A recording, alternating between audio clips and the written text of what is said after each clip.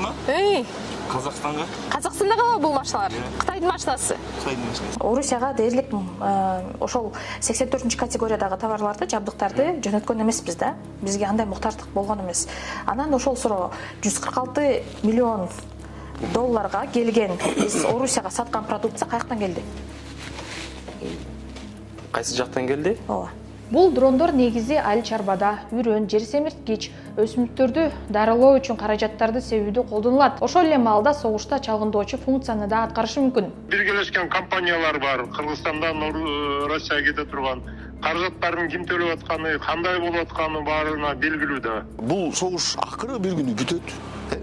Же болбосо бул иликтөөлөрдүн жыйынтыгында кантип мунун алдын алабыз же эмне кылып дагы жакшырта алабыз дегенде анан бизге ошол өлкөлөргө булар кандайдыр бир кошумча чараларды көрүшү мүмкүн да.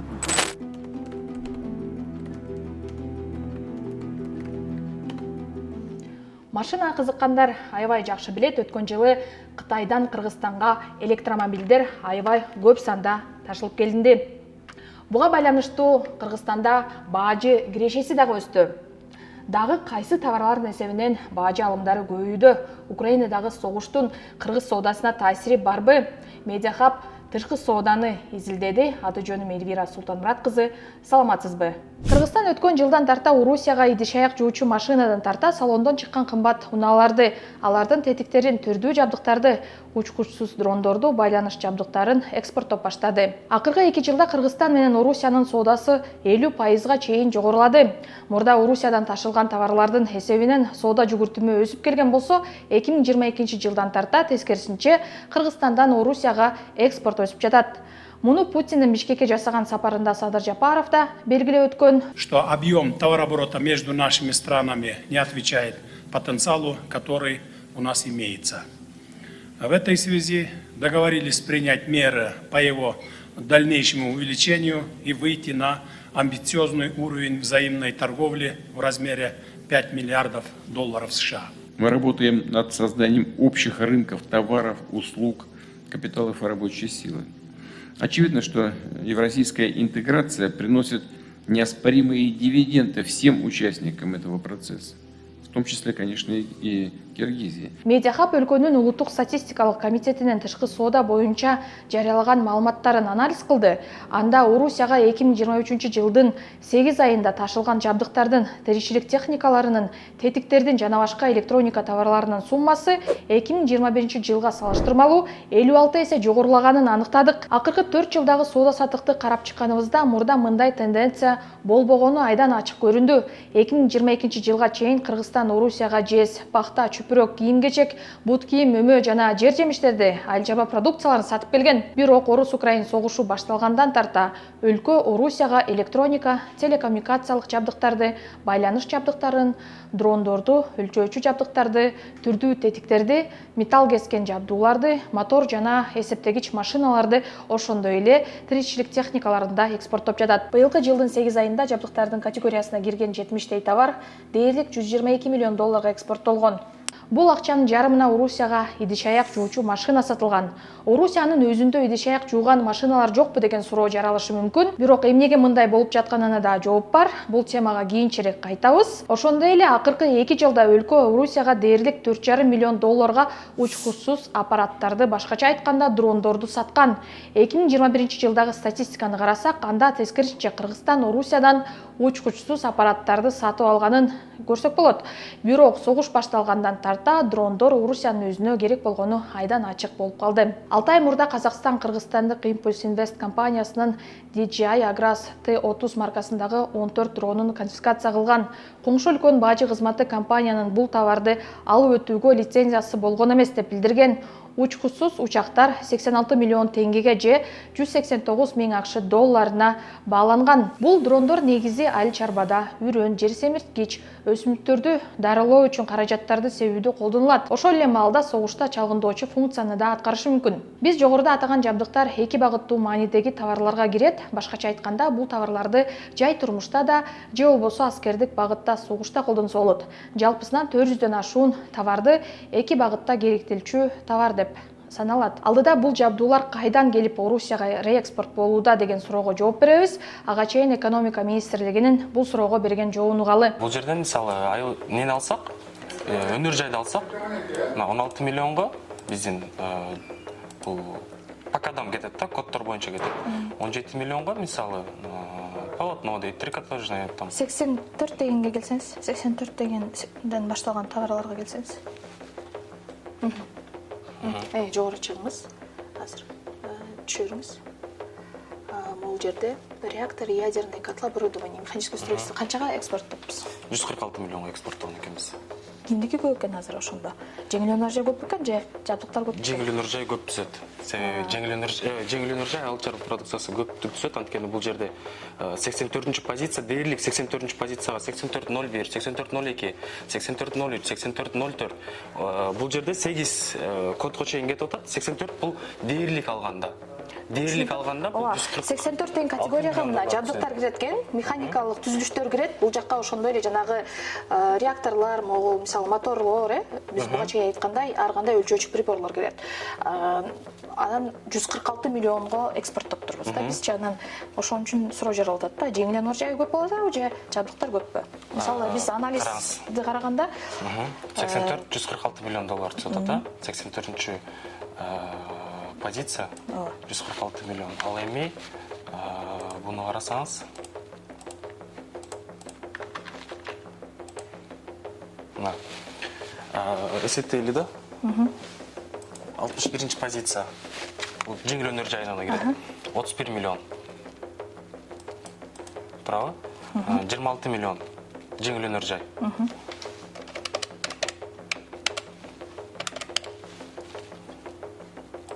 10 миллион жеңил өнөр жай. 2 миллион, 1 миллион. Дээрлик могул жердин бүттүгү бир категорияга кирет да. Сиз мисалы үчүн могул айтып атасыз го? Текстильный. Жок, бул жеңил өнөр жай тармагында мисалы бут кийим отдельная категория. Костюмдар отдельная категория. Сиз көрсөткөн позиция бул дээрлик бүттүгүн камтыган позиция болот. Бул жерде отдельно. Мисалы карасаңыз, бут кийимди биз 28 миллион, дээрлик 29 миллионго экспорттоп турбуз. Баш кийимдерди, бут кийимдерди, мына бут кийим детали для обуви 23 миллион долларга эсептейбиз. Бул экөөнү кошкондо эле бут кийим эле 50 миллион доллар түзүп атат. Макул. Буга чейин мисалы биз Орусияга дээрлик ошол 84 категориядагы товарларды, жабдыктарды жөнөткөн эмеспиз да. Бизге андай муктаждык болгон эмес.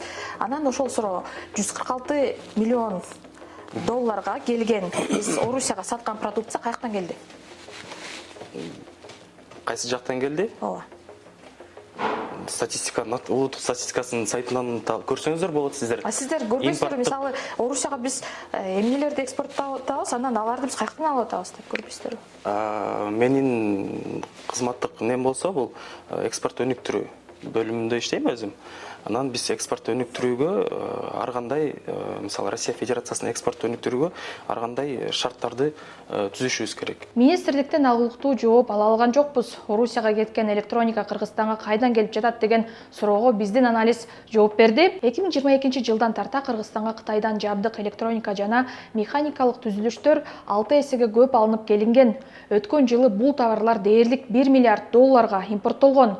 Статистикага көз чаптырсак, жабдуулар Европа өлкөлөрүнөн жана АКШдан ташылып келе жатканын да көрүүгө болот. Бирок анын көлөмү Кытай импортуна караганда кыйла аз. Орусияга жөнөтүлгөн жабдыктар кыргыз базарларына чыкпай талар кампада сакталып, кийин реэкспорт болуп кетет. Үстүбүздөгү жылдын май айында АКШнын соода департаменти Орусиянын экономикасын колдоп атат деп кыргызстандык Троя компаниясын кара тизмеге киргизген. Документте бул компаниянын товарлары Украинадагы согушта Орусиянын пайдасына колдонулушу мүмкүн деп жазылган. Троянын сайтында ишкана электрондук жабдууларды жеткирип, логистикалык кызмат кылары көрсөтүлгөн. Кыргыз компаниясы саткан товарлардын арасында чип, кабель, коммутатор, радио, датчик, модем, акыркы үлгүдөгү навигациялык жана телекоммуникациялык жабдуулар да бар. Троя санкцияга кабылган алгачкы кыргыз компаниясы болгон. Анын негиздөөчүсү Казак жараны экенин буга чейин Медиахаб аныктаган.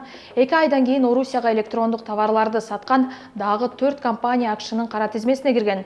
Компаниялардын баары Орус-Украин согушу башталганда ачылган. Санкцияга кирген кыргыз ишканалар Орусиядагы коргонуу багытында иш алып барган компанияларга жүздөгөн машина жүк жөнөтүп турган Медведев аны азаттыкта иликтеп чыккан. Кара тизмеге кирбеген башка дагы ондогон компаниялар бар. Алардын артында чет элдиктер, орус жарандары да турат. Мисалы, детонатор чыгарган ысыгатадагы КАЗ Импульс Кыргыз Кытай компаниясы 2023 жылдын январынан апрелине чейин Орусияга 661 миң детонатор сатканын Өз серпинин иликтөөчү журналисттери ачыктаган. Санарип электрондук детонаторлор Кытайдан алынып келинип Кыргызстанда чогултулат. Журналисттер Улуттук статистика комитети жарылуучу заттардын Орусияга ташылганын ачык көрсөтпөй жатат деп белгилешет. Статкомдун ушул жана башка суроолорго жооп алуу үчүн медиа хабта кайрылды, бирок интервьюдан баш тартып ар кайсы шолтоолорду айтып коюшту. Эми Орусияга жапыр ташылган идиш-аяк жуучу машинага келсек, буга чейин АКШнын соода министри Джина Раймонда Орусия аскерий техникаларын чыгарууда тиричилик техникадан алынган чиптерди жана жарым өткөргүчтөрдү колдонуп жатканын айткан. Өз сөзүндө ал идиш жуучу машина менен муздаткычты атаган. Доставка из Китая в сторону России идет очень много, например, стиральных машин, да? И где они подозревают, что это, возможно, будет в будущем использоваться в каких-то военных целях. Но это тоже надо доказать. Мы испокон веков сотрудничаем вместе. И у нас это никто не отменит. Улуттук коопсуздук мамлекеттик комитеттин башчысынын мурдагы орун басары Артур Медетбеков турмушта колдонулган жабдыктардын тетиктери согушта колдонулуп келген дейт. Согуштук кырдаалда көптөгөн техникалар, көптөгөн ар кандай запчасттар, жабдыктар, мындай граждандык да колдонулат. И мүмкүн болсо, ачыгын айтыш керек, ошол граждандык турмушта колдонулган аспаптар, тетиктер, кээде алардын электроникалык же болбосо чиптери кандайдыр бир деңгээлде башка бир аскердик техникаларда колдонулушу мүмкүн. Андай учурлар болуп келген. Биргелешкен компаниялар бар, Кыргызстандан Россияга кете турган. Каражаттардын ким төлөп атканы, кандай болуп атканы баарына белгилүү да. Бул ачык эле сөз, баары билишет. Мындай официалдуу эмес түрдө. Эмне керек экенин, эмне үчүн ошол эле жанагы бытовой техника кетип атат, эмне үчүн ошондой жанагы аспаптар кетип атат. Албетте ошол баягы маркетинг деп коет, запрос билет, эмне керек экен. Ошонун негизинде сатып алышат да, анан бияктан ичине өздөрүнүн баягы процентин кошуп туруп сатып алышат. Эми бул бир чети Кыргызстандын экономикасы үчүн деле жакшы. Деп дегенде баягы налогун төлөйт, пошталарын төлөйт, баягы биздин аз болсо дагы жарандар жумуш менен камсыз болот. Бирок коопсуздук жагынан караганда келечекте эгерде тияктагы эки мамлекеттин ортосундагы согуш өтө татаал болуп кетсе, анан жана санкцияларды күчөтүп, бизге каршы дагы кандайдыр бир деңгээлде санкцияларды койбойт же болбосо дагы бир катуу эскертүүлөрдү бербейт деп эч ким кепилдик бере албайт. Жанагы аскердик техникалар, жабдыктарды мамлекетте, биздин мамлекет өндүрүлсө, албетте мунун өзүнүн баягы уруксаты менен кагаздары болот. Эгерде биздин мамлекетте өндүрүлбөй башка мамлекеттерден алып келип, биз аркылуу баягы транзит катары кетер болсо, ага дагы мындайча айтканда көңүл бурушат. Бул кайсы мамлекетке, террористтерге, экстремисттерге кеткен жокпу, ким сатып алат, ошондо карайт. Негизинен буга өзүнчө бир атайын кызмат же болбосо укук коргондору өзүнчө бир көзөмөл менен бирге баягы текшерүүгө да укугу бар. Негизи ушул жаатта иш жүргүзүш керек. Акыркы бул продукция, мисалы, дрондор бияктан кетип атса, ошол акыркы сатып алуучусун же алуучусун билиш керек.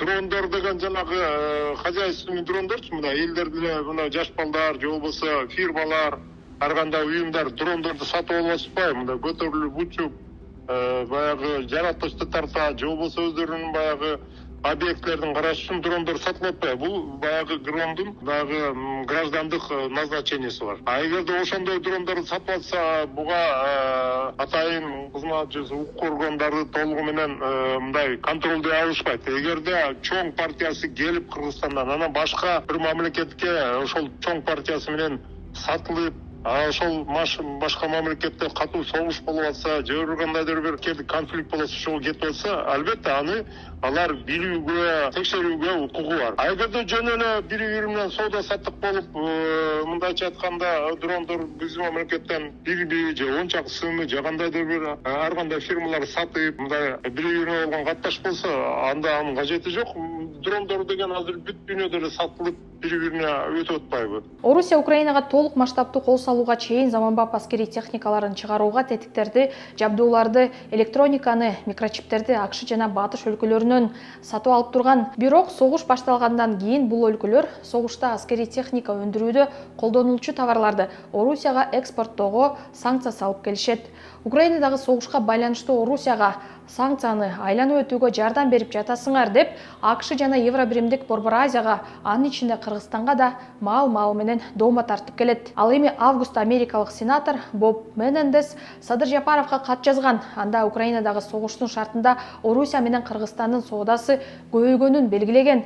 Сенатор Кыргызстан коргонуу багытында колдонулчу товарларды Орусияга сатып шериктеш болуп атканын айткан. Жапаров болсо бул айыптоолорду шылтоо жана кысым деп атаган. Өлкө башчысы Кыргызстан Орусияга жардам берип атат дегенге эч кандай негиз жок деген. Россия менен Кытай өздөрү бири-бирине кошуна өлкөлөр, 4000 чакырым чек ара тилкеси бар. Россия кааласа деңиз аркылуу, кааласа темир жол аркылуу эшелон же баржа кылып каалаган товарын ташып алат. Биз позициябызды бир тарабына өзгөртүп койсок эле, ошол тарабы жеңип кетпейт. Бизден көз каранды эмес. Биз саясат менен алектенбей, мамлекетибиздин экономикасын көтөрүүгө басым жасап жатабыз деген Жапаров. Орус-Украин согушунда Кыргызстан нейтралдуу позицияны карманып келет. Ошондуктан Кыргызстан тарыхта согушту баштаган өлкөнүн колдоочусу деп калбашы керек дейт саясат талдоочу Руслан Ахматбек. Биз ойлоп атканбыз да, бизди эч ким билбейт, байкабайт, биз каалагандай жүргүзө берсек болот деп. А көрсө байкалып билет экен. Дүйнө биз ошондой согушка, ошондой агрессор өлкөлөргө кыйыр түрдө жардам берип атканыбызды билет экен. Өзгөчө биз бир экономикалык мейкиндикте жашагандыгыбыздан, анан жанагыдай формалдуу эмес экономиканын көлөмү бизде чоң да.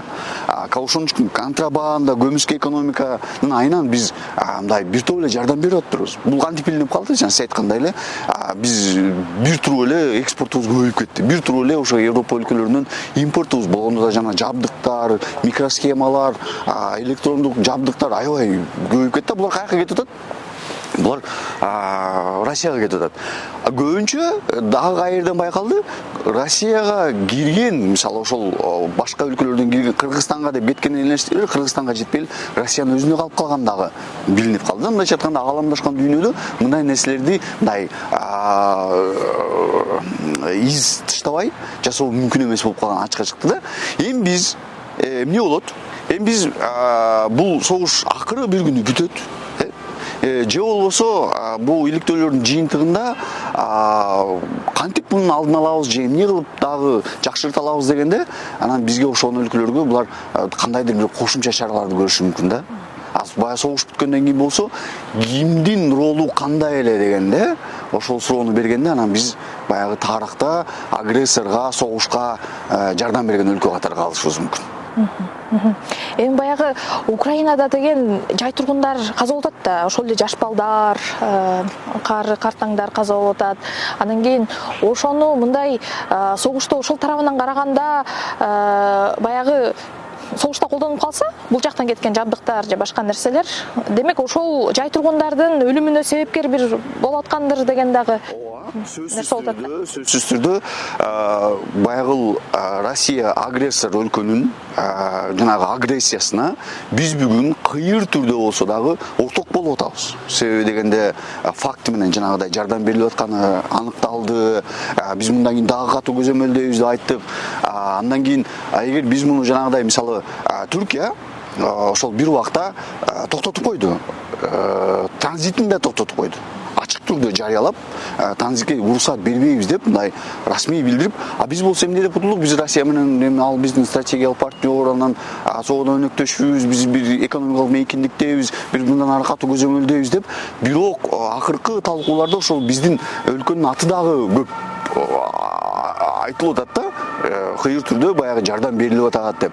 Эми бул моралдык албетте жоопкерчилиги бар. Биринчиден жанагыдай согушка баскынчы өлкөгө жардам бергенибиз канчалык туура. Андан сырткары кыргыз-орус соодасынын анализи Кыргызстандан жеңил унаалар менен электр машиналар Орусияга агылып жатканын көрсөттү. Өткөн жылы жана быйылкы жылдын 8 айында Орусияга дээрлик $150 миллион кымбат баалуу жеңил унаа жана электромобилдерди саткан. Машиналардын басымдуу бөлүгү Кытайдан алынып келинип, бажыда каттоодон өткөндөн кийин Орусияга сатылган. Орус-Украин согушу башталганда эле АКШ, Европа, Япония жана башка мамлекеттер кымбат машиналарды Орусияга экспорттоону токтоткон. Буга удай эле Борбор Азияда батыштан жана Кытайдан алынып келинген унааларды Орусияга реэкспорт кылган компаниялар ачылган. Бажы кызматы 10 айда 59,1 миллиард сом киреше берди. Былтыр 10 айда 36,8 миллиард сом берген.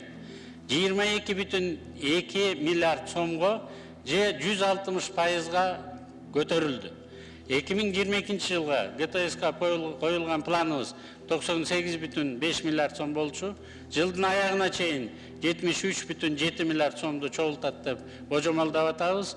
Былтыркы жылдан 27 миллиард сомго көп болот. Буга чейин Кыргызстандын бажы кызматы да электромобилдер өлкөгө көп ташылып жаткандыктан бажы алымдары көбөйгөнүн тастыктаган.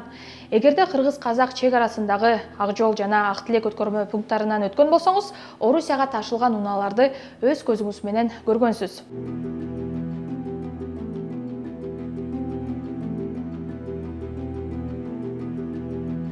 Қытайдан келіп Россияға кетіп барады. Россияга Кыргызстан аркылуу. Бул салондон чыккан жаңы машиналарбы? Жаңа машина. Негизи бул Кытайдан көптөн бери ташып атасыздарбы Россияга машина? Жоқ, Қытайдан ташымаймын, Бишкектен ташымаймын. Бишкектен ташыйсыз. Кытайдан башка бирөөлөр алып келип берет. Қытайдан башқа біреулер алып келеді. Анан кийин Россияга чейин алып кетесиз. Кайсы жерине чейин барасыз Россиянын? Новосибирск. Новосибирск шаарына. Машинаны кайка алып беретсиз? Москва. Машинаңызды кайка алып беретсиз? Машинаны ма? Қазақстанға. Казакстанда калабы бул машиналар? Кытайдын машинасы. Қытайдың машинасы. Кимдер сизге алып келип берди деп Нелер ғой? айтты? Қазір иелері ғой? Орыстарбы же? Орыстар. Орыстар ма? Білмеймін ғой. Қазақтар ғой өзіміздің айтып отқан алып шықшы. Қанша болды машина ташып жатқаныңызға? Ой, біраз болды. Көп болдубу? Жайдан бери ташып атасызбы же өткөн жылдан бериби? Иә. Өткөн жылдан бериби? Солай ғой мен. Қытайдан келген басым, Қытайдан келеді. Ол жақтан сатып алып жатыр ғой. Да. Қытайдан келіп Қырғызстандағы машинаны сіз Қазақстанға ташып атасыз ба? Мен тасимын ғой только. Ташисыз. Бұл Қазақстанда қалған машина, же андан ары кетеді башқа жаққа? Жоқ, Қазақстанда. Қазақстанда. Қытайдан келген машиналар Қырғызстанда растамашка болып дейді. Бұл емеге кетеді дейді, Россияға кетеді. Ооба, Қытайдан растамашка Россияға кетеді. Анысы точно маалымат билбейм мен, я придумать не буду, но бизде на меден көп келет да Кытайдан. Анткени бизде азыр 40 миң билген боюнча без растаможки өзүңүзгө алып келсеңиз без растаможки алса болот машинаңызчы ошол. Поэтому я как знаю, ошол үчүн бизге көп келип атат. Ак жол өткөрмө көзөмөл пунктунда жайдан бери Орусияга Кытайдан алып келинген машиналар көп экспорттолуп жатканын жогоруда айтып өтүштү. Мына өзүңүздөр көргөндөй бул жака дагы бир эки окшош машина келди. Бул машиналар дагы ошо Кытайдан келди деп азыр буга чейин салык кызматынын өкүлү айтты. Андан сырткары Германиядан келген унаалар тууралуу да айта кетпесек болбойт. Анткени быйыл Германиядан алынып келинген машиналардын импорты 2021 жылга салыштырмалуу 18 эсе өскөн. Бул машиналар Орусияга жөнөтүлүп атканын машина сатып иштегендер интервьюдан сырткары медиа хабка тастыктап беришти. Экономика жана коммерция министри Данияр Амангелдиев санкцияга кабылган компаниялардын ишмердүүлүгүн министрлик дагы улуттук коопсуздук боюнча мамлекеттик комитети дагы иликтеп жатканын айткан. Амангелдиев экспортко чыга турган компаниялар лицензия алып, товар боюнча декларация тапшырышы керек дейт. Анын айтымында товардын акыркы керектөөчүсү такталмайынча лицензия берилбейт. Бирок АКШнын кара тизмесине кирген компаниялар лицензия алган эмес. Ал эми казак чек арасында кармалган дрондор боюнча декларация толтурулган эмес болуп чыккан.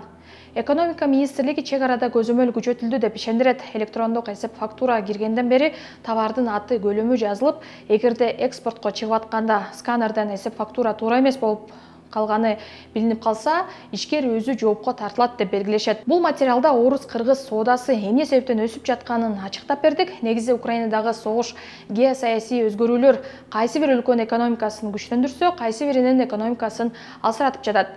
Бирок эксперттер Орусияга салынган санкциялар анын экономикасына согуштун жүрүшүнө анчейин таасир этпей жатканын белгилешет. Себеби согуш токтой элек. Экономикалык санкциялар согушту токтотуу, жай тургундардын өлүмүн алдын алуу максатында агрессияны баштаган өлкөлөргө салынат эмеспи? О том, что русские успешно обходят санкции, на Западе открыто заговорили после бомбежек Кривого Рога и Одессы.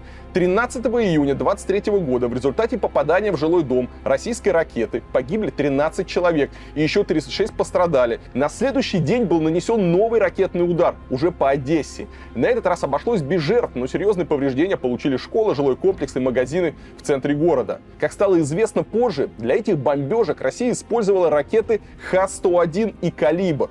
Украинские власти изучили то, что осталось от российских ракет, и обнаружили в них микроэлектронику, которую изготовили отнюдь не в России. Так, в ракете Х-101 оказалось больше 50 иностранных компонентов, а в «Калибре» больше 40. Орусия Украинага согуш ачканда февралда 2 жыл болот. Украинадагы согуш позициялык согушка өттү. Бул деген ар ким өз тарабында туруп, көбүнчө артиллерия менен аткылашат. Бул согушта чалгынчы дрондордун мааниси чоң болот. Себеби тараптар бири-биринин турган жерин аныктап, билип, анан чабуул коюшат. Бириккен Улуттар уюму өткөн жылдын 24 февралынан тарта 2023 жылдын октябрына чейин Украинада 27768 жай тургун набыт болгонун маалымдайт. Анын 600дөйү балдар. Украиналыктардын көбү ракеталык чабуулдан мерт кетишкен. А сиз кандай ойлойсуз? Кыргызстан кош багытта керектелчү товарлардын экспортунда көзөмөлдү күчөтүшү керекпи? Пикириңизди комментарийге жазыңыз. Бул видеону бөлүшкөндү унутпаңыз.